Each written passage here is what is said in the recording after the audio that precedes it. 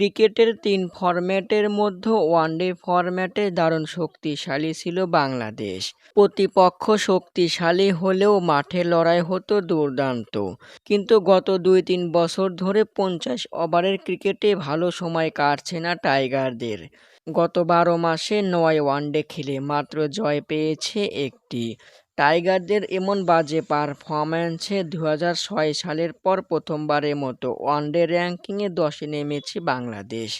র্যাঙ্কিংয়ে এমন অধঃপতনে দেশের ক্রিকেট নিয়ে শঙ্কা বাড়ছেই। সেই সঙ্গে শঙ্কা বাড়ছে ২০২৭ ওয়ানডে বিশ্বকাপে সরাসরি জায়গা পাওয়া নিয়েও। ২০২৭ বিশ্বকাপের ১৪তম আসর বসবে দক্ষিণ আফ্রিকা, জিম্বাবুয়ে ও নামিবিয়ায়। ১৪ দলের আসরে স্বাগতিক হিসাবে সরাসরি মূল পর্বে খেলবে দক্ষিণ আফ্রিকা ও জিম্বাবুয়ে। এছাড়াও র্যাঙ্কিংয়ে থাকা সেরা ৮ দল পাবে বিশ্বকাপের মূল পর্বে খেলার টিকিট। আর বাকি ৪ দলকে বাছাই পর্ব খেলে পেতে হবে বিশ্বকাপের টিকিট। বাংলাদেশ র্যাঙ্কিংয়ে ১০-এ নামলেও ২০২৭ এর ৩১শে মার্চের র্যাঙ্কিং অনুযায়ী টিকিট পাবে দলগুলো।